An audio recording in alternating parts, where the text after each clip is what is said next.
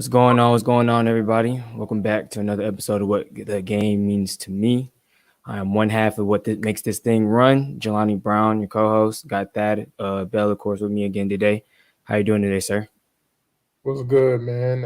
Last NFL Friday of the season. Gonna be a long off season, but looking forward to talking some ball about the big game and etc. Yes, sir. Yes, sir. Like you just said, Super Bowl Eve, or a day away from Super Bowl Eve. Finally here. We made it through a season I didn't even really think we'd fully get through, honestly. But we are down to the final two teams.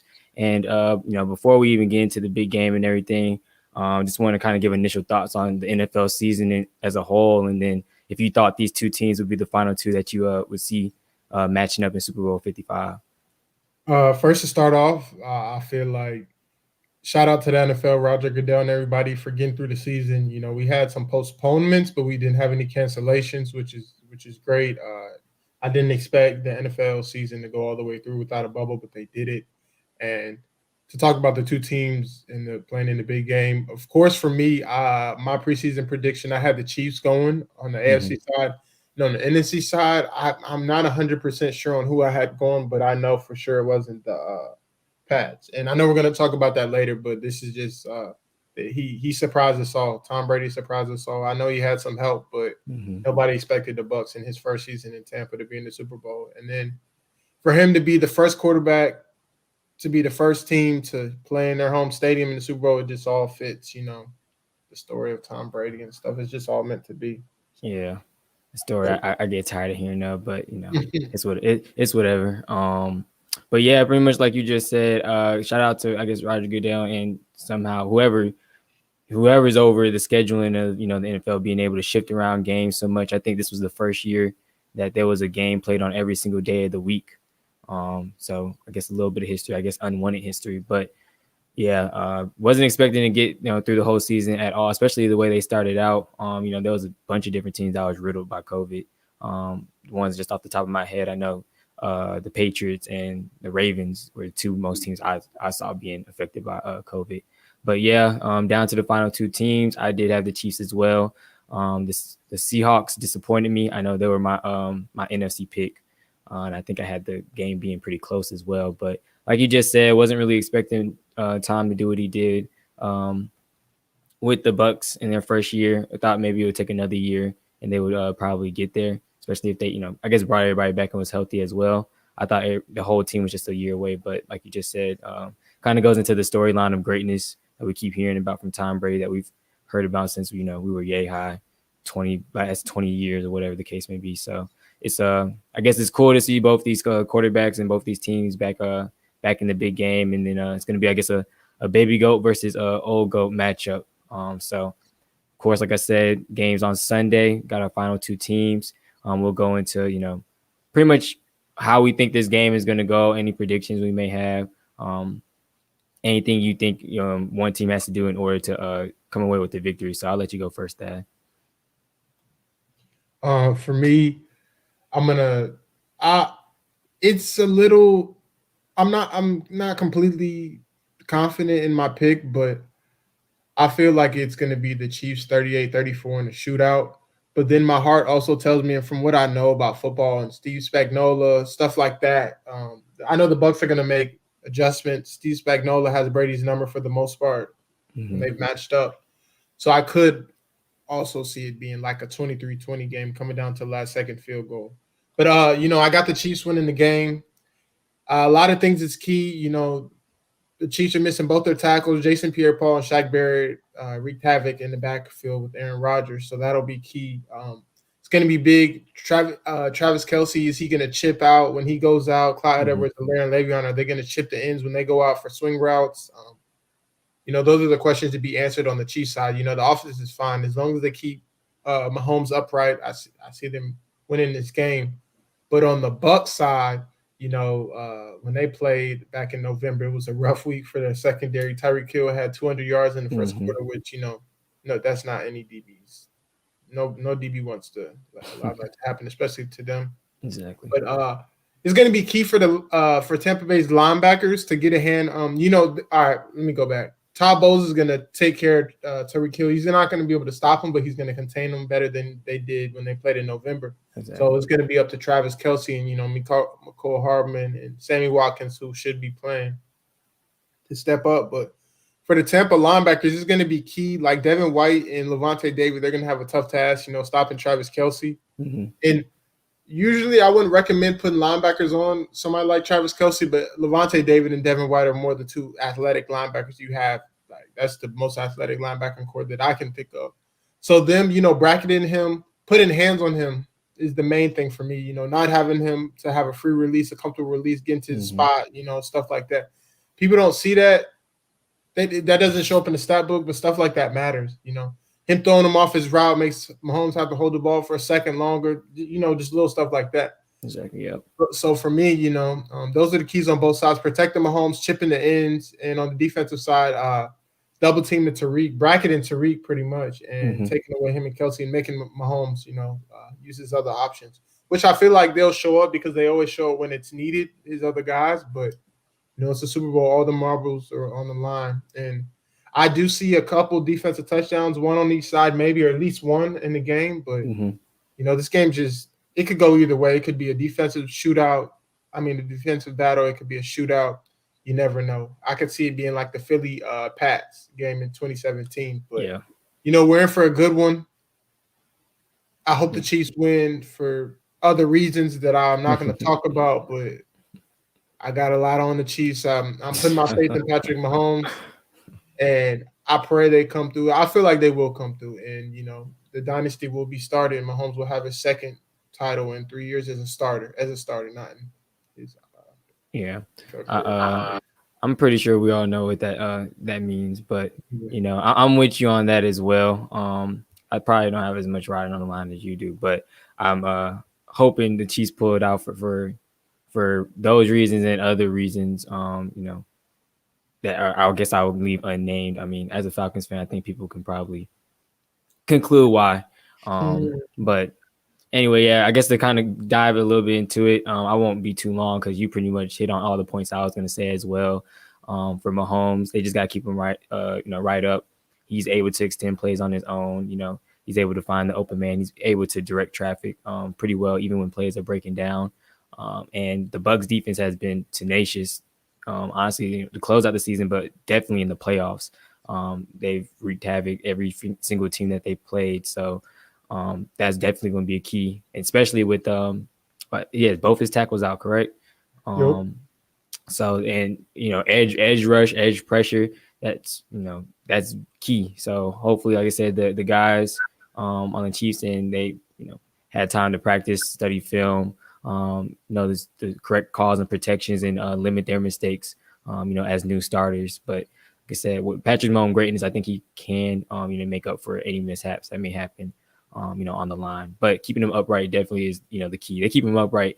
They have, the best shot to win pretty much every single game, like almost, 99 to 100%. So,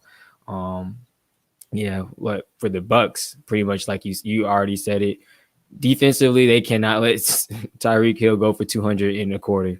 They let that happen. I can see it, maybe possibly being over pretty early. Even though in that game as well, they marched back and almost was able to take the lead and win the game in the end. But can't let Tyreek go for over 200, which we'll get to the betting props at the end of the show. Travis Kelce's gonna get his. He's gonna find his spots. But on the defensive side for the Bucs, they got two. Pretty athletic and pretty, just overall great linebackers that are great in coverage, great in run, great in creating pressure, all of that. So they do have a big matchup on the other end. Travis Kelce has to deal with them as well. But like you said, I think it could possibly be a shootout, but we're going to also, kind of have a debate on whether it be an offensive battle or a defensive shootout or, showdown. But I think it's going to be close to, like you just said, that Pats Philly game where we can possibly see, upwards of 40 points being scored in the game. But I also got the Chiefs, maybe by a field goal, probably come down to, a last second drive or something like that for one of these teams, just like it did or was about to in week 12 when they matched up. But I guess to move on, I want to talk about the two storylines, mainly because of the two quarterbacks that we have on the screen. Pat Mahomes, the you know, up and coming, superstar of the league. Some have already, marked him as, the best quarterback, the best NFL player to be playing in the in the league. And of course, the guy that's dominated the league for, since ever since he stepped in, about 20 plus years and still going strong. So which do you think would be the better storyline for, for a win? The running back storyline for the Chiefs, or, the second act in Brady and him moving to Tampa Bay? Being coached by Bruce Arians and hopefully, I guess, trying to lead a team to their first Super Bowl in I guess 19 years now. Mahomes is my guy. He's one of the. I was kind of on his bandwagon earlier before most people joined, but for this one, I'm going with Brady 100%. You know, Mm-hmm. a lot of questions needed to be answered. Tom Brady didn't have his best season last year. Was he falling off? Was he declining rapidly? I still think he declined some, but was he? Could he not play anymore in the NFL? Was it Brady or Belichick? Could Tom Brady just get it done? There were a lot of questions that needed to be answered. He went to a new spot, a very talented spot. Mm-hmm. And what he showed this year was if you don't turn over the ball, this team can do a lot. Like Tom Brady played well. He had 40 touchdowns and 12 picks, but he didn't play the best. Like his team helped him out. Like it wasn't just all him. But the better storyline is Tom Brady. 43 years old, his 10th Super Bowl appearance. And like I said before, people were questioning him. Could he still play? Was it Belichick and his defense, his top 10 defenses all those years, but he answered all those questions. Well, not completely, because I still think Belichick deserves more credit, but this is nobody expected him to be here, man. Nobody, maybe year two, maybe, but not in the first year with everything going on. No offseason, no OTAs. He just showed his greatness, man. This has to be the better storyline. Mahomes and them running it back. I don't think everybody's surprised that they're back in this game. I think a lot of people predicted them to be back, especially with their plethora of weapons, their play, and their two great play callers. So it's not as much as a surprise as people are for Brady, but it has to be for me 100% Brady. It's crazy, unexpected. And if he wins, now we'll have some more questions. We'll have some more things to talk about. But yeah, it's unbelievable story, unbelievable season. So I gotta tip my cap to Brady, and I have to choose Brady for his second act. Yeah, and I based off this season, I could see him. He made to the Super Bowl. That competitive drive he has, I could see him maybe pushing it, maybe a 46. yeah, he's talking Maybe. about 45. Yeah, maybe. He's been talking about 45, so I know that's what he's aiming for. I guess he looks like he's gonna try to play as long as he can. But as much as I hate to agree with you and agree with just my question overall, I gotta say the same thing as well. Like I said, I guess on Mahomes' side first, like you said, it wasn't too much of a surprise. They pretty much brought everybody back, brought them back on great contracts. Kind of running it back with the same team. We saw how explosive they were the year before. We've seen what they can do throughout this year as well, even though they did play a lot of close games. And like I said, they've already kind of been crowning Mahomes as not the best quarterback, but the best player in the NFL. So it's not that much of a surprise to see them, making their way back to the Super Bowl, even though they did play in, I think, a more deep and a more talented AFC division this year that we're not, too used to seeing. But, for Brady, second act, like you just said, answered a lot of questions, I guess, on whether it was him or Belichick. I'm always of the believing that, one couldn't exist without the other, to be honest.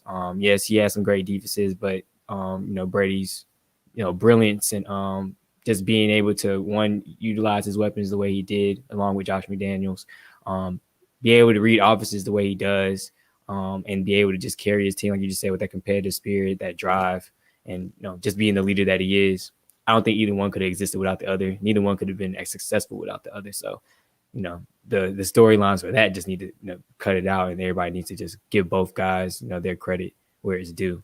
But I think you might have said it earlier on a podcast that we did, earlier on in the NFL season, that it is a little surprising that they did make it here in their first year, because I think you said guys, you kind of you saw some stats like guys under Bruce Arians, their first year in their offense typically tend to struggle a lot which is why we saw, Jameis perform the way he was performing, and eventually, find his way in New Orleans. But yeah, because we even seen it with Tom. They didn't look the greatest at the beginning of the season, even kind of in the middle of the season as well. They were kind of, he was kind of pedestrian. Their offense hadn't really found a flow or rhythm yet.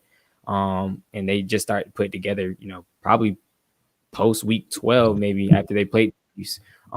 So I think it is surprising, and it's like you say, it's a credit to Brady to be able to stick with the offense, be able to learn his guys, be able to check in and out the right plays, be able to utilize the weapons he does, because they do an extreme job of realizing and knowing matchups, and we've seen that, like I said, throughout the whole playoffs. We've seen that the last half of the season or whatever the case may be. They realize that, like, all right, two corners, I got my two big ass receivers out there, screenplay. All right, we seen it with King with the other week. All right, Scotty one-on-one with King. We'll probably catch him looking in the backfield, over the top, touchdown going to halftime. He and that offense, are extremely they're really good at what they do. They recognize matchups extremely well, and that's also a credit to Byron Leftwich, offensive coordinator as well. So it's amazing to see them here, and I think that has to be the better storyline. Hopefully, it's not the one that happens, because I do not want to see. I don't know. I'm gonna sound like a hater. I don't want to see no Tampa Bay parades. I don't want to see no, confetti coming down, Brady on the pole, possibly getting an MVP. Him talking about coming down here and all the success and all this and that. I just got to be a hater on this one. I don't want to hear it. I don't want to have to witness it. I don't want to have to read it, all that for the next few weeks. So I'm hoping Pat Mahomes and them guys can run it back, because that would be the better storyline for my mental sake, I guess. But next subject we're gonna hit on is the home field advantage. I think this was talked about a little bit before, like right after they secured their spot in the Super Bowl, the Bucs did, but it hasn't. At least to me, I haven't heard too much about it throughout the weeks, leading up to the big game on Sunday. So do you really think this home field advantage, which technically the Chiefs are the home team, but of course the Bucs are the first team to secure a spot and play in their home stadium, but they are considered the away team. Do you think the home field advantage thing is a big factor, or do you think is nothing much to be concerned about for the Chiefs? For this topic, I actually didn't look too much into what type of fans they're going to allow, but I know they're going to allow 20,000. But I don't know a lot. Like, is it going to be? Yeah, how it's cut up. I know they're giving it to first care, like responders, people like that, people helping with COVID and stuff. But like, how many tickets are going to be distributed to Bucs fans and Chiefs fans? Like, how is that going to go? I need the details of that first, but 20,000, I don't think so. They're going to have like 30,000 cardboard cutouts. I think, the game will be a little lively. It'll feel a little more normal than usual than it has this season, but I don't think there'll be a true home field advantage. Like the Super Bowl is pretty even with the amount of fans on each team. So, Kansas City fans, they travel very well. So I wouldn't be surprised if they had a nice amount of fans in there. So I don't see there being any home field advantage, even if they pump in some sound. Yeah, like you said, I just looked it up, reading the numbers over it now: 25,000 fans, 30,000 cutouts, and 7,500 vaccinated healthcare workers, will attend. So I guess math-wise, that leaves what, 1,750 for regular fans. Yeah, I don't know how they're carving it up either. Like you just said, Kansas City fans travel really well. They will spend money on this type of game. You see it time and time again.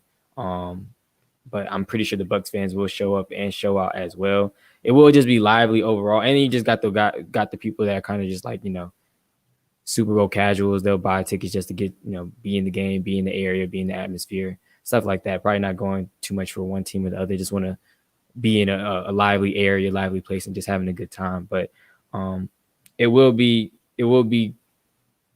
I guess, interesting just to see, because the Bucs obviously they have a slightest advantage. Whether even if it's not fans hoorahing and cheering and the loudness and everything. I think the one thing I heard is they're not allowing the Bucks to ring off their Cannon. yeah, their cannon, Yeah. pretty much when they score and stuff like that.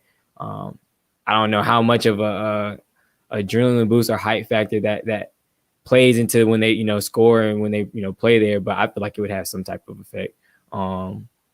Also, I think obviously they just know their turf, they know their field.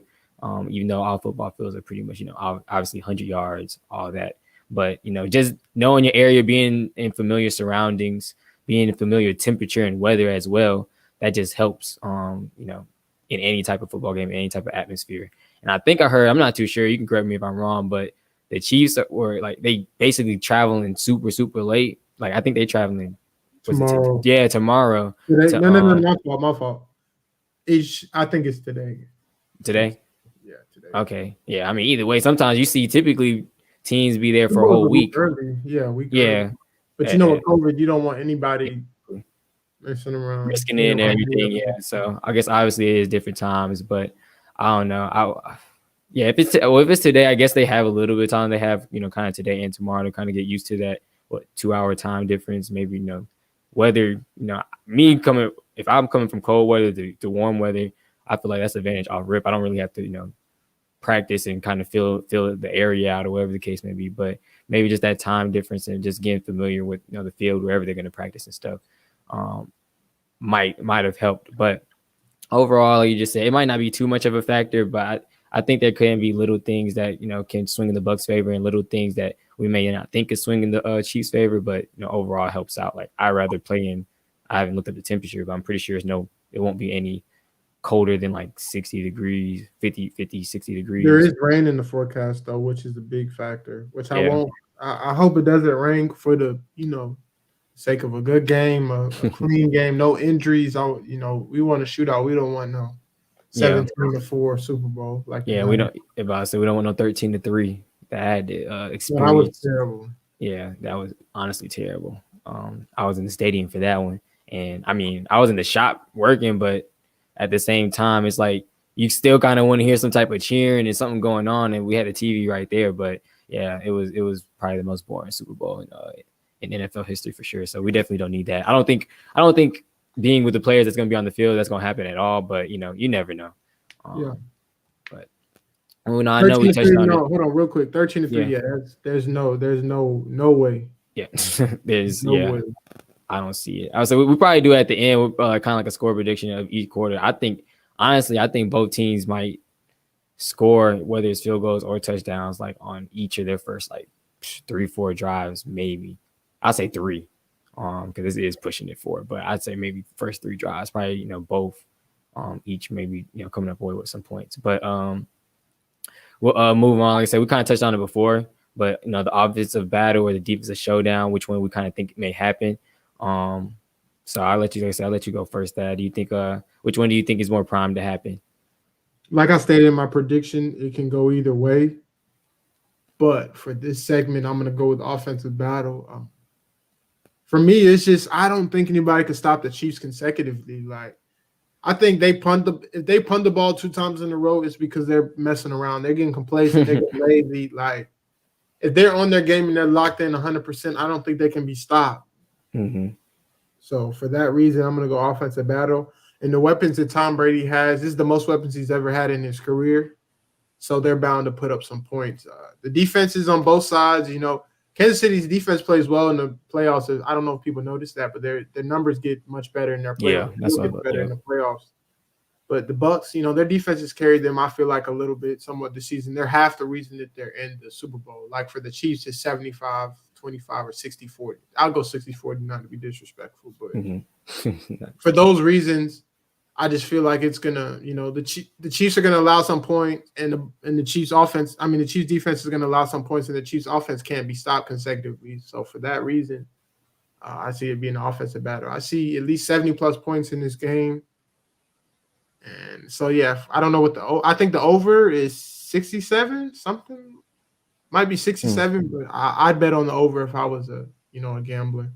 Yeah. And, yeah, just not too much to talk about. Just firepower on both sides. The defense as well are well rounded, especially for the Bucks. But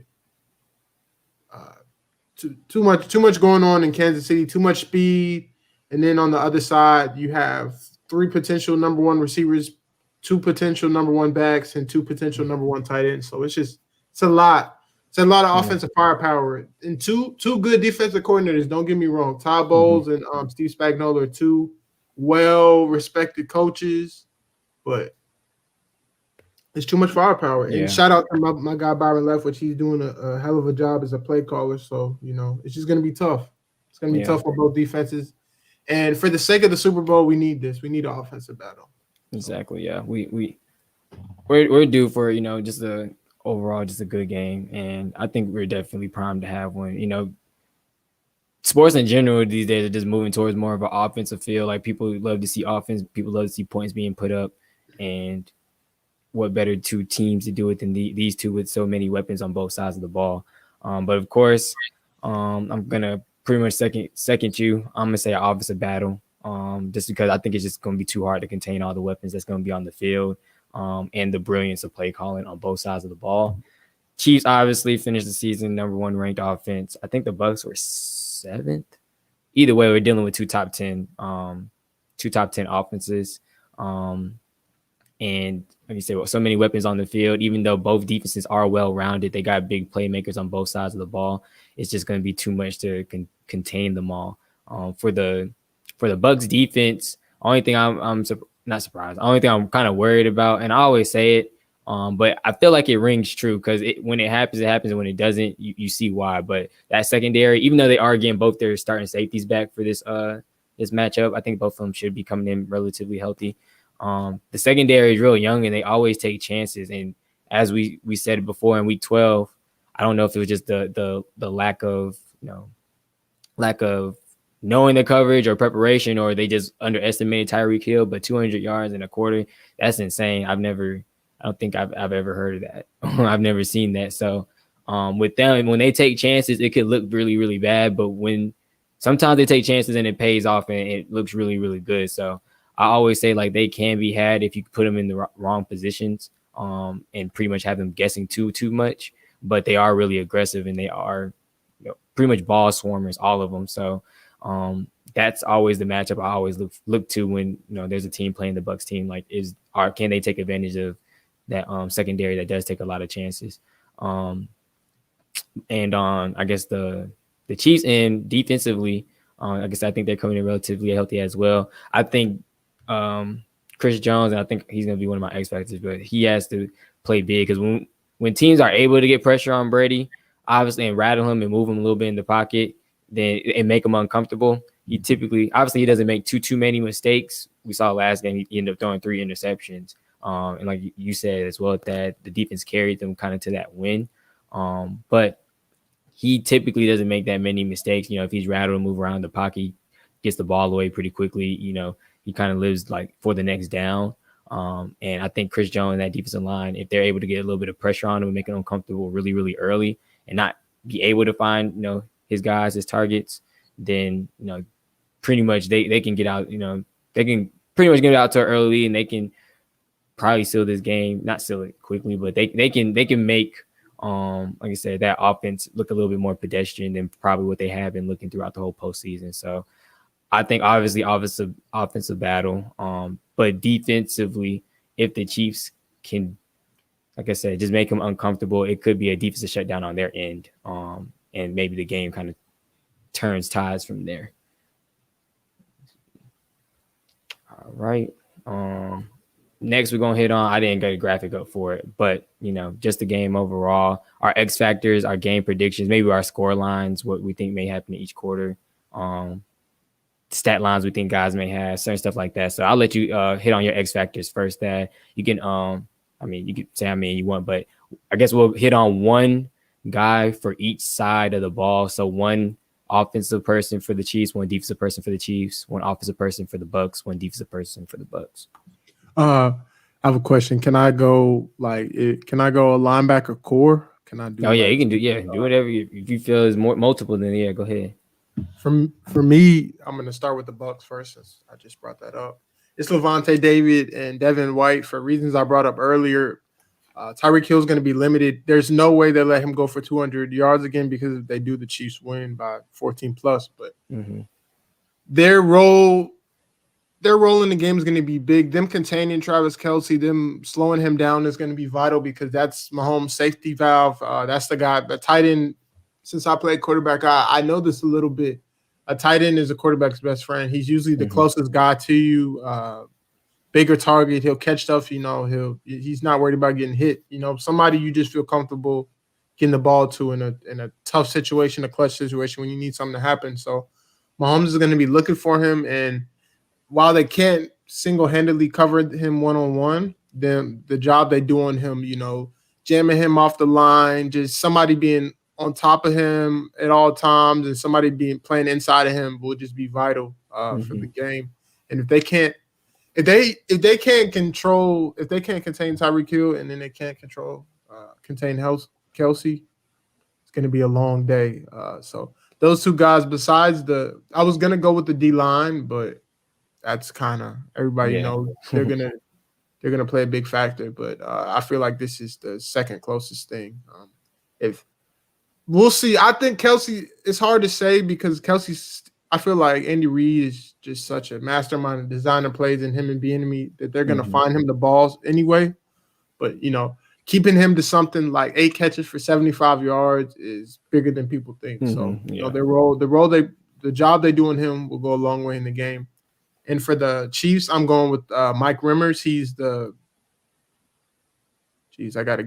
I had a brain fart. He's the tackle. They just moved him to tackle. I think right tackle. He has a big task this week. He's already been jabbing him and Jason Pierre-Paul have been talking back and forth. He said he doesn't even know who this guy is. So for him, his job is gonna be key, keeping his $500 million quarterback up off the ground, and him not playing and starting that much is going to just be key. He's a new starter, a key starter. The Bucs rush-in showed they can wreck the game with the backup in, so he has a tough task on his hands. I know, like I just said, Andy Reid, he's a smart dude. He's been doing this longer than I've been alive. He's going to find a way to, like I said earlier, the tight end will chip, the running backs will chip on their way out. He's going to find ways to slow the pressure down, screens, misdirection, stuff to, just have the D lineman thinking like, oh, if I rush too fast, they're going to gash me in the run game.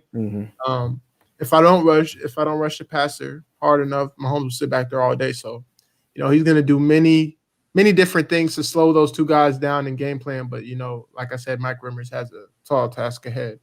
And it's kind of tough with your first start of this postseason being in the Super Bowl, but it is what it is. You prepare all your life for this moment.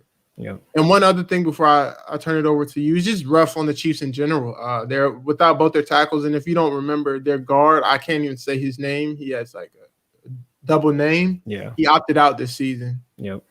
So, they've been getting it done. They got it done with without two starting linemen for the whole playoffs. So we'll see what happens. But those are my X factors for this big game.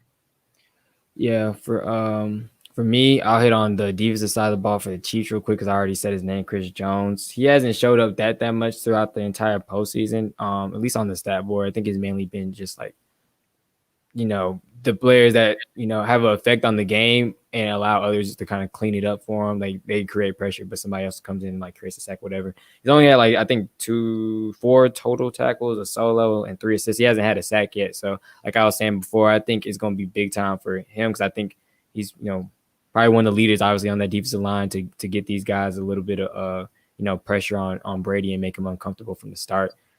So looking for him to have a big game, hopefully maybe a sack or 2. Like I said, just creating that pressure and getting Brady out of the pocket and a little bit uncomfortable.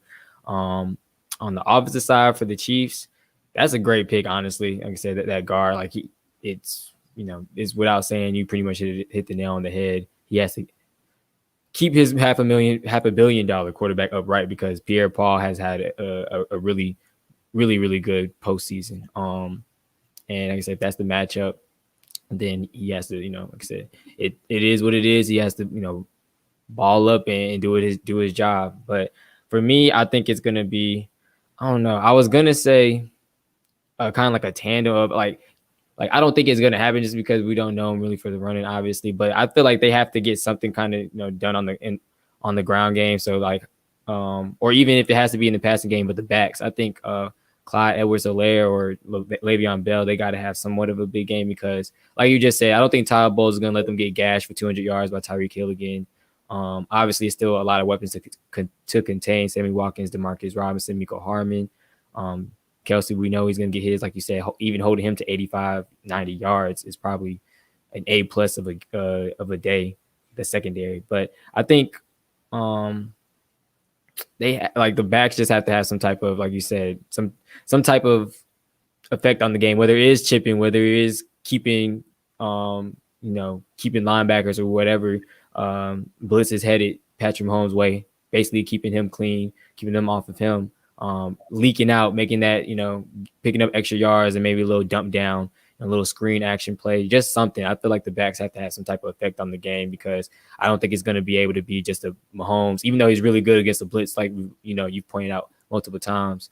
I don't think he's going to just be able to be a drop back 4, 5, 6 seconds in the pocket, being able to extend the play all the time. I think it's going to be a lot of, pressure. Todd Bowles is definitely going to mix it up a good amount. And I think the backs just have to be in the right position to either help Patrick Mahomes make a play or make a play himself. So it's got to be one of those two guys, probably, Clyde Helaire, but, both those guys, they may have to do it as a tandem. For the Bucks, defensively, it's like you say, you just said defensive lines, they're going to play big in general, but I think, I'm probably going to go with a big name, got to go with his name, but, Devin White, he's been playing great. He plays great every snap he's in the game. And I forgot what the stat was, but I think he plays damn near like every snap of a game. I don't think I saw something. I think he didn't miss a snap this year. Exactly. It was something like whenever he's playing, like he's always in there. So, he's going to definitely fare big for him. Like I said earlier, obviously he has him and David. They have a tall task with Kelsey, but Kelsey also has a tall task with them. But White can be moved and can move and have an impact on the game pretty much anywhere he's lined up, whether he's rushing, whether he's dropping back in coverage, whether he's spying, whatever the case may be. He literally can do it all. So definitely think he's going to be X factor. He's going to be a big guy to help contain that Chiefs offense. And for the offensive side for the Bucks, I don't know.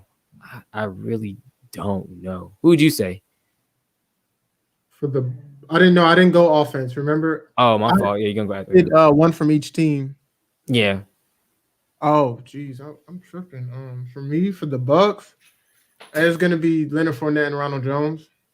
Okay, Bucks. Yeah. Running back by committee. They've been running the ball good this postseason, especially Leonard Fournette with Ronald Jones being hampered. But they're gonna be key because just being balanced against them. If you drop when teams struggle against the Chiefs, if you notice, when they get behind and they have to drop back every play because you can't just block Chris Jones one-on-one forever. And Frank Clark, he's a game wrecker. So yeah, stuff like that matters. On the offenses, I'm tripping. On the defensive side of the ball for the Chiefs, it's kind of, I'd say they're secondary because I don't have a specific person. You said Chris Jones. I would say Frank Clark, but I just go by their secondary. Tyrann Mathieu, Thornhill, their rookie Sneed, Chadarius Ward. People, those four guys. They stepped up this postseason versus Buffalo. They were. I don't know if you were paying attention, but they were locking for the most part. Stephon Diggs got his with a little. He did a little something, but most of his yards came late when the game was over. Yeah, exactly. They did a crazy good job of containing him, slowing him down because for the previous 18 weeks, everybody knew when they played Buffalo, he was getting the ball and they still couldn't stop him. So they did what they had to do. So, that would be my other X factor. So Ronald Jones and Leonard Fournette, mainly Leonard Fournette, and then the Chiefs secondary. Mainly Thornhill, Tyrann Mathieu, and Ladarius Sneed.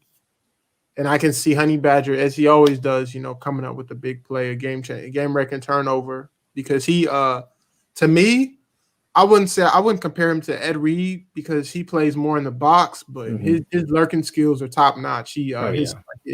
Him sensing what's going on, what's behind him without even looking. It takes I wouldn't even say it takes skill because some people just have that. Like, you know how Mm-hmm. quarterbacks when they're in the pocket, they can sense when guys are coming. They're actually not looking, they can really just sense. It's something you're gifted with and something you God just bless you with. So Yeah. because of that, I see Tyrann Mathieu playing mind games with Brady and forcing him into a bad turnover. Mm-hmm. As Yeah. long as if their secondary shows up, I think the Chiefs will be fine. Yeah. And that comes, yeah. And I guess, well, it helps when you have a little bit of pressure, um, to kind of, mask the second, even though, like you said, secondary has been playing tremendous on all postseason, but, a little help from that defensive line and a little bit of pressure, that helps even, 10 times more. But I don't know. Now I'm thinking about it for the Bucks offensively. Like I said, it can be so many. Obviously, I wouldn't want to go with the main guy, but I might have to, like Tom Brady, obviously. Yeah. We seen last game against a Packers defense that is okay. They were able to create a lot of pressure. They forced him to throw 3 interceptions. And the Chiefs, I think, have the same guys, if not better guys, that are capable to do the same thing. So obviously, him just taking care of the ball, I feel like coming in the game, I don't know if he's thinking that he probably not. Obviously, 20+ year pro. Like, I don't know if he's thinking that he has to go, TD for TD with Kansas City, or he just has to trust the offense and defensive game plan. But I think, like you just said, Honey Badger could possibly bait him into a few bad throws, and being that it may be on his mind that he's thinking he has to go TD for TD with this Chiefs offense, he may try to get a little greedy, maybe force a pass to a guy because he does have a lot of capable weapons that are able to make plays on that side of the ball. Obviously, Chris Godwin, Mike Evans, Scotty Miller, even their rookie Tyler Johnson, and He AB's makes some healthy and good playing as catches. well. Yeah. Yeah, so I say, yeah, some tough key catches. What you Both call it? Yeah, in both games, but especially, of course, in the Green Bay game. So I feel like it could be like it's probably going to be all on him. Like, he, in the week that they played in week 12, he threw 2 interceptions. Like I said, he threw 3 the last time we seen them. And it's all because people are creating pressure on him, like I said, and making him a little uncomfortable. And he feels like he can force certain throws to guys just because they're really talented on that side of the ball. So I feel like he has in order for them, to have a chance at the end, have a chance in general, obviously, with his greatness, they do already when he steps on the field. But he has to take care of the ball, because I feel like with the Chiefs, if they get a turnover or two, like minimum, like you're probably thanking your lucky stars if they kick a field goal and make it after a turnover, especially on a short field. So I think it's probably going to say it's an obvious choice, but I think Brady has to be the X factor. He has to take care of the ball for sure in this battle. But yeah, man, that pretty much that wraps up, for a little preview and everything. Of course, we love to have a little fun. Got to have a little fun towards the end. So of course, we're doing a little bit of Super Bowl betting props that's going on, in this year's game. That's typically the fun spot in all of the Super Bowls. Everybody loves to participate in these. But we're gonna go through some, and then kind of talk about them a little bit. So of course, one of the big ones this year is the National Anthem. This year we got a duet, so it's gonna be Jasmine Sullivan and Eric Church. We got a R&B singer and then country singer. And duets aren't typically common, I guess, in Super Bowls, Super Bowl national anthems. But of course, we got one this year, and I think the last one that happened, it lasted about 2 minutes, about a minute and 40, no, minute and 59, excuse me. So that real quick, over or under, do you have them going over 2 minutes, or under, keeping the national anthem under 2 minutes?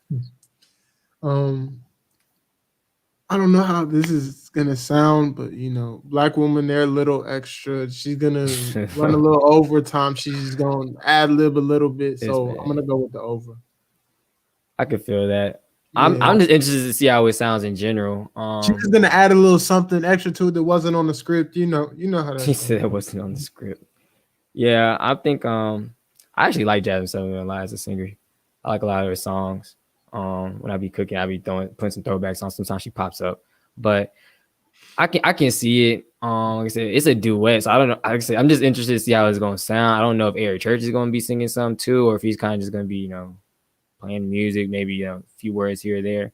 I can see it going over 2 minutes for sure, so I'm gonna take the over. I don't know if it's for the same reason that you said, but I can just see it happening, especially if both of them kind of singing or, you know, having some part in the words at all. So I'm gonna go over with this one as well. Then next we got the coin toss, heads or tails. Of course, this is one of the basic ones, but another fun one as well. So do you have the not over under, but do you have it going heads or do you have it being tails for this year's Super Bowl? I'm pretty sure somebody said this to you when you were young. Mm-hmm. Whatever the little thing is, tails never fail. So I'm gonna go with tails. I've always, even in Madden, like real life, when I've been a captain and in Madden, I'm always choosing tails, right or wrong. Yeah. So we was on the field every time you chose tails. Yeah. Oh man. I don't know. I always be going heads. I just had to do a coin toss last night when I was coaching as well because we went in overtime and won the games. Oh, that was 2 nights ago. Either way, I just said heads. I didn't even care. I just walked away because I was just trying to tell them something. And it was heads. Every time I say heads, it's always heads for some reason. So I'm gonna go heads, but I've seen a little, funny stat. It says 6 of the past 7 Super Bowl coin tosses has been tails. So you may be right in that one, Thad. Tails never fails. As you said, we heard it when we were younger all the time. So that's probably right. Maybe another year, probably 7 out of 8, that'll become tails. But the next one gonna move on to Super Bowl commercials. That's everybody's best funnest part of it all. They love watching Super Bowl commercials. Mainly the ones that don't really care too much about the games. They love to see what's gonna happen in the commercials. But the last few years, we've seen that dogs are a popularity to pop up in commercials, mainly beer commercials, because I don't know the connection. I guess man's best friend, beer, guys, all that stuff. So, what the over under right now? I think for the betting on dogs being in the commercial is 4.5. So, would you take the over or the under in dogs being in commercials? At 4.5. Over. The over. Because a lot of people are fond of dogs. Yeah, I Maybe. think that's the favorite right now as well. Yeah. Yeah, I'm gonna go with the over. Over. Yeah. What about you? I don't know. I'm trying to think because, like I just said, mostly a lot of them be in the beer commercials, but we do see a lot of beer commercials, so it's very possible it could be over for sure. And I think I saw somewhere too. It's like I don't even be realizing, but I think it's like close to like is it 90 something Super Bowl commercials? It seems like a lot, but 5 commercials having dogs in it out of 90. More than likely, I think I'm gonna take the over as well, and I think it's the favorite at 250. So it says people love dogs, and obviously they're gonna throw them in the commercials whenever need be. So I'll take the over as well on this one, especially like I said for a beer commercial. More than likely Bud Light, some other guys gonna have them in there. And then another one interesting, obviously just because of the times that we're in. There's actually 2 on this one, but how many commercials do you think will have a person wearing a mask? The over under right now is at 2.5 with I believe I feel like this one could have been a lot higher. Like I would have probably maybe put like 8, 9. Like they got 2.5 is like Especially with them knowing that everybody's gonna be watching. Well, not everybody, but more than half of the United States for sure will be watching. So. Yeah, they got it at over at 450. Yeah, I think this is a no brainer. It's probably gonna be closer to maybe double digits with 2 is not even. That's not even a good starting point. Yeah, that's what I was about to say. Like that's easy money right there. I might have to place that real quick.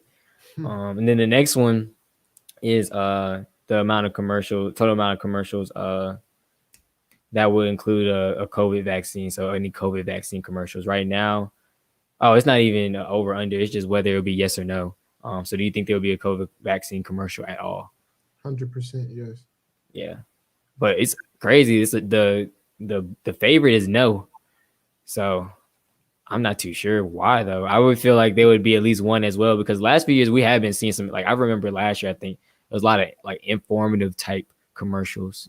It's probably because I think it was maybe heading into an election year and all that. But I think there definitely would be a COVID vaccine commercial as well. I have no clue why no would be the favorite, but that's another easy one. Might have to take that one as well. I'm glad I found this article. And then the next one, pretty popular. Obviously, the winner, typically the tradition, players do a little Gatorade bath, throw it on the coach, and the fun bet has been, what color will the Gatorade be that gets splashed on the coach? So for you, what color do you think it will be?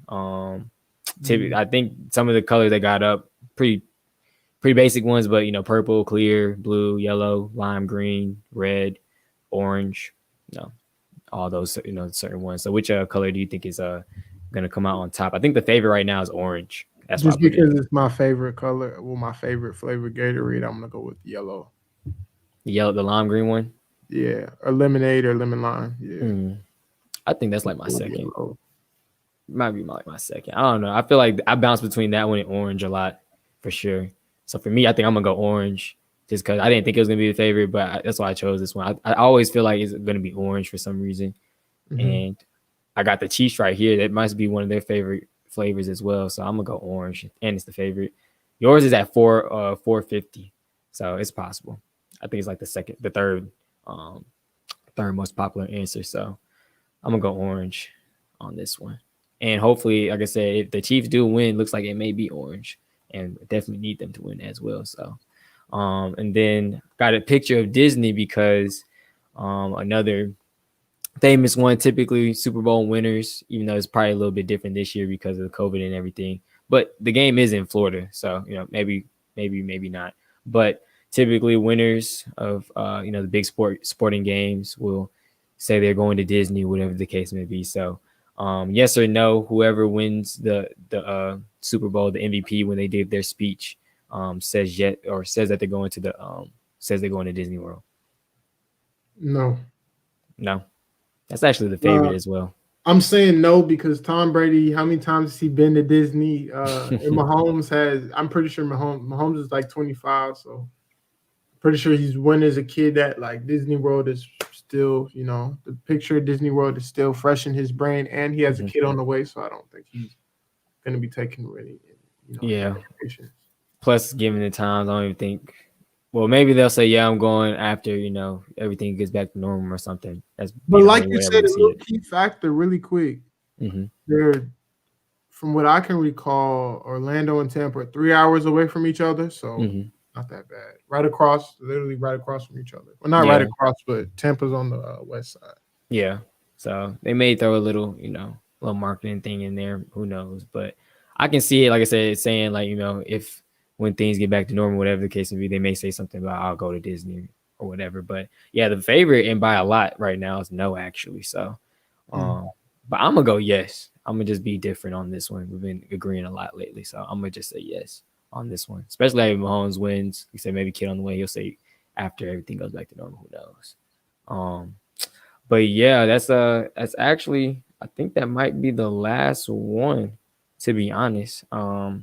Yeah, I think That's that is the for last one. sure. So yeah, actually, oh no, there was a one I did want to ask you about. I didn't have no gravity for it, but of course I just Mhm. want to do the fun betting ones. But some of the obviously the stat lines for the guys, the over and unders, and what we may think may happen. So we talked about it a lot throughout the show, but um, didn't really put numbers to faces or whatever the case may be. But Tyreek Hill, do you think he goes over 91.5 receiving yards? Over. Over, yeah, that's the favorite as well, I believe.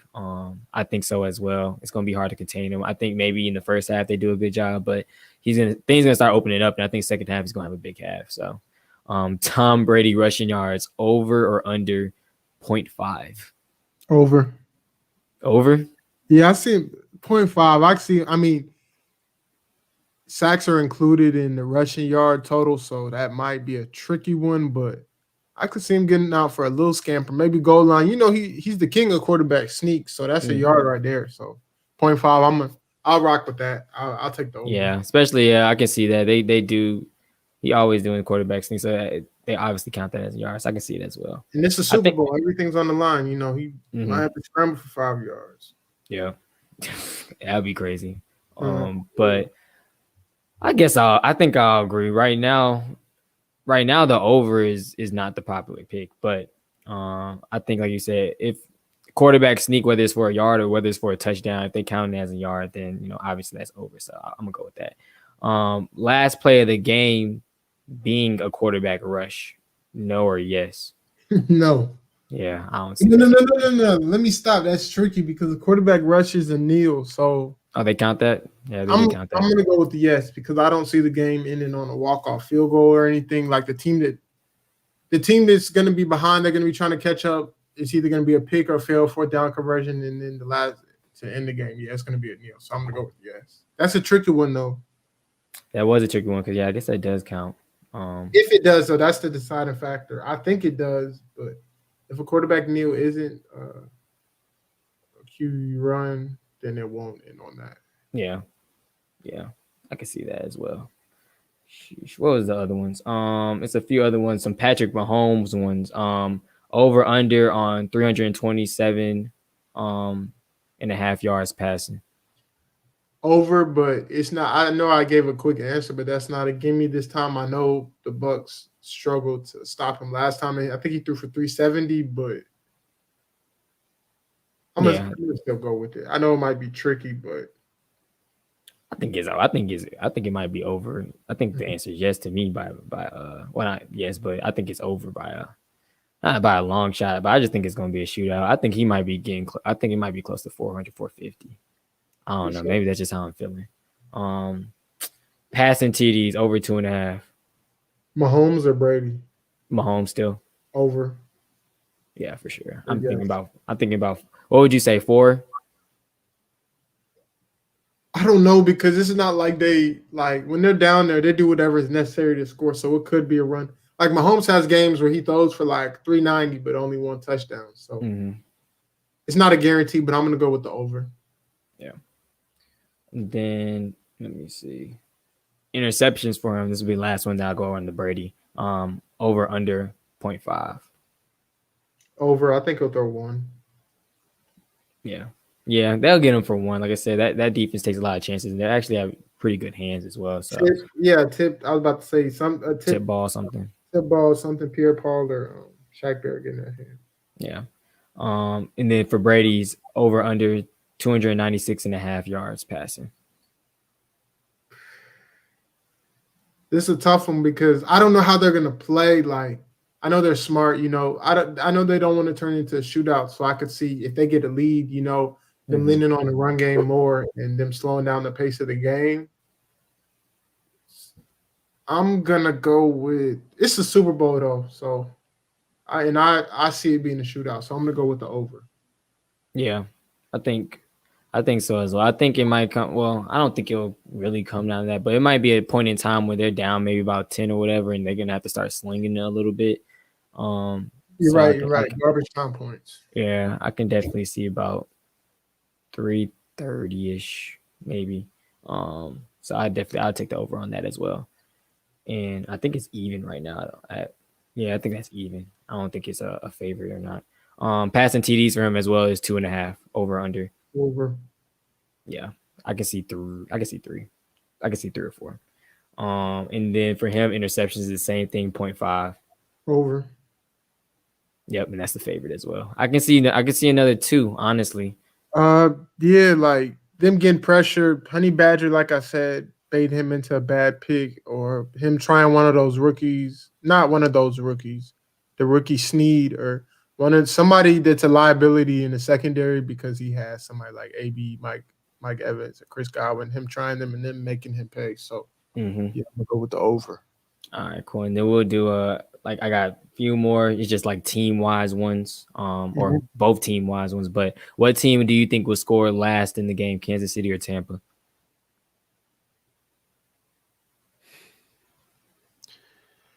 For betting purposes, I don't want the game to be that close to where Kansas City has a score last. Like I want the Bucks to try to play keep up, but I'm gonna go with the Chiefs. Maybe a field goal to put them up 10. So Mm-hmm. yeah, Yeah, and it go ahead. could be something like they score like early fourth or something, and then nobody scores throughout the rest of the game or something like that. It's kind of like the Chiefs, just keeps the Tampa Bay offense under wraps, or whatever the case may be. But That's or a even safe. if they score in the mid, so yeah. That's a safe bet. I'm gonna go with Kansas City. Yeah, they're the favorite as well. So I'll go with Kansas City as well. But who knows? Like you said, maybe Tampa makes attempt at a comeback like they did in week 12 and possibly, make a scare. But I think I'll go with Kansas City as well. They'll probably score like middle of the quarter, and then won't be no more scoring from there. But the last score of the game, will it be a TD or a field goal / safety? Yeah, I'm gonna go with field goal because I'm gonna stick with what I just said. The Chiefs are gonna kick a field goal to go up 10 with about 3 something left, and then that's gonna be the game. Yeah. Then total TDs over under 6.5. Over. Let me see. That's 21 apiece. That's yeah, easy. Exactly. That's easy. That should be easy. Yeah, that definitely. Hey, but it could, like I said, it could be a 23-20. I hope it's not, but it could. It could. And that's crazy because even a few years ago, that might have been like a solid Super Bowl, like 2000, like what, 14, 15 maybe. Yeah, but like, be honest. When the Pats played the Giants that year and they were 18-0, did you expect them to only score 14? Nah, not at all. Even though the Giants defense was crazy, like that's all I was about to say. Mura, all them boys, they had crazy D line, but that's all I was about to say. Their defense. The way him and Randy Moss, nobody. That was his best offensive Patriots team, in my opinion. Like, him and what's his name, Wes Welker. Well, besides, I guess before they started, it could have possibly. We already know. I don't even want to get into it. I'm about to say the double tight end Rob and Hernandez little combo. They were nasty too. Yeah, when they started to do what they was doing, that could have possibly been if things didn't go left real quick for them. One of their better offenses. But yeah, I think that if not, with them, that might have been one of their best offensive teams, honestly. Well, the ones that Brady's been a part of. Excuse me. And then where's the other one that trying to see? Will the game go into overtime? Yes or no? No. Nah, me neither. But I don't even like. I'm answering most of these questions thinking about my bet at the same time. So yeah, I'm about to say this game going into overtime is not good for anybody. So you got personal feelings on the line for this one. And then what you call it? Last one, Super Bowl MVP. We got right now the ones that we have listed: Patrick Mahomes, Tom Brady, Tyreek Hill, Travis Kelce, or anybody else. Who do you have as the favorite? I'm going with my homeboy. Gotta go with my homeboy. Yeah, he's the favorite as well. The Chiefs are supposed to win. I'm predicting them to win it. And he's the only person that would get it unless it's a defensive game and somebody, say Chris Jones, has like 3 sacks. Yeah, something crazy like that. Yeah, like sacks and like a fumble recovery, maybe a fumble return for a TD, something like that. How typically what has to happen for defensive players to get like that Von Miller game versus the Panthers, low scoring game, but he wrecked the game. He had one of the touchdowns. Well, caused one of the touchdowns. Yeah, exactly. And actually, last one, just because I don't think we talked about it too much, but just the over under with the. I guess the point spread with the Chiefs and the Bucks. I guess we'll end off the show with this. Pretty much, I think it's at, is that 3.5? I forgot what is that. What is it at, Dad? I actually haven't looked at it since earlier. I think it's at. I feel like I want to say it is at 3.5. I think obviously Kansas City. 1 second, because that it changes pretty often. Oh yeah, true. Yeah, probably changes day to day. But remember last time I seen it, I think it was at 3.5. Obviously favoring Kansas City. 3. Is that 3 now? 3, yeah. Okay, yeah. All right. So I'm on ESPN and the over under says 56, and that's not good. Yeah. Like I said, we'll end off with that. Like, do you think? Obviously, I think it said Kansas City is the favorites. Do you think Tampa covers? And again, I guess we just close it out. What we think each team has to do in order to come away with a Super Bowl victory. Do I think they cover? No, I see the Chiefs winning by 7 or 10. And I've stated it earlier. I'm going to state it one more time. Keys to victory for the Chiefs: keep Mahomes upright, get out early, get a nice lead early to put the pressure on the Bucks. And for the Bucks, you gotta don't let Tariq and Kelce beat you, and keep everything in front of you and control the clock. Those are my little, small. I don't want to elaborate too much, but those are my keys to victory. Control the clock, keep Mahomes in them change the time of possession, because I think when they played in November, it was 37-23 in favor of the Chiefs, and that's not a recipe for success. So, Yeah. yep. I think yeah, they can't cover. I don't think they will. They say that there's not even, I don't think there's too many score lines that will allow them to cover. You know, they'd be within a point. I guess if it's a failed 2-point conversion, whatever the case may be, at a time when they needed one. But yeah, I think they don't cover. I think Chiefs honestly win this one by a touchdown. Somewhere between 4 points and a touchdown. If more, then I'll be, excited and happy. But I guess keys to victories for the Bucks, like you just said, they have to contain the weapons, and it's going to be a little harder because they got DeMarcus Robinson and Sammy Watkins coming back as well. Miko Harmon has stepped up big. They just have weapons all over the field, but they can't let the two big dogs, which is Kelsey and Tyreek Hill, get off on them. If that's the case, then it's going to be a long day for them. But like you just said, keep everything in front of them. They have to control the clock as well. The more possessions you give Pat Mahomes in that offense, the more opportunity you're just giving them to possibly put up more TDs. So you keys of the game, you hit it on the head perfectly for them.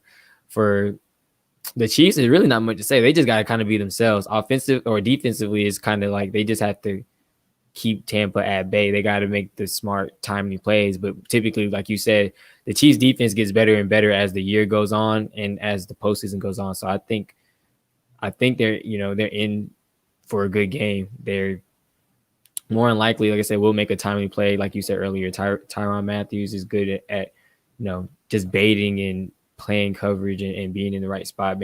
He'll probably end up with a pick. And if Frank Clark and Chris Jones can make Brady uncomfortable and make him uncomfortable early, I think they, like I said, have a recipe for their back-to-back run it back Super Bowl chances. So that's my, like I said, my little key points as well. I think the Chiefs are in prime position to win. I think they will win, and I'm hoping they will win. Like I said, I can't see any more Brady praise. It kills me. And the one thing I am hoping, though, I'm just hoping it's not like don't come down to like no one play, no two plays to where it's like the calls in Brady's favor, because I done seen it all year long, and I would hate for it to be in the last game of the year that we see something like that, where there'd be a tuck fumble type rule or pass interference that probably shouldn't be called, whatever the case may be. I just don't want to see it. I can't have the year and the Super Bowl come down to something like that, because then it's just going to be, hashtag anything for Brady that you'll see me tweeting the whole entire night. But that does it for today's show, man. Of course, thank you again, Thad, for joining me, giving all your great insight. We hit on, of course, our initial thoughts of the NFL, how we even got to this game in general. Did we expect these two teams to be here? Which story would be better, the running back or second act story for Brady and Mahomes? Will home field advantage be a factor? Offensive battle or defensive showdown? Who are X factors we think is our X factors for the game? And then, of course, we had a little fun at the end with some Super Bowl betting props. So definitely a loaded show. Definitely appreciate everybody for tuning in. And like I said, hopefully we're in for a great game on Sunday. But Thad, you got any last words before we head out today? Nah, man. Great season. Great NFL season. Great talk. A lot of great discussions about the NFL. Looking forward to the offseason. Like I said earlier, most anticipated offseason for me as a Jaguars fan, and just looking forward to a good game on Sunday. And everybody, hopefully y'all don't lose too much money. Hopefully you win some money and have a good Super Bowl Sunday. Yeah, same here. We'll probably definitely have to do an NFL wrap up on everything that's happening. I know I wanted to today, but I wanted to keep it more Super Bowl related. Got to hit on the the Matt Stafford trade and all that that news. And of course, Deshaun Watson's probably next. But again, like I said, definitely appreciate everybody for tuning in, rocking with us for the night. You know where to follow us and find us. Even the replay for this, Facebook is What the Game Means to Me. Twitter is WTG MTM Podcast. And Instagram is What the Game Means to Me as well. Thanks to everybody on Off the Ball Network. I think they actually got a show going on right now. They're doing the best of the worst. So the worst teams to win the Super Bowl, the worst plays, I guess, that might have happened in the Super Bowl, all those things like that. So should be a pretty good show. Tune into that. And like I said, we'll catch you guys next time. Everybody enjoy their weekend, enjoy Super Bowl Sunday, and we'll see you guys next week. Have a good one.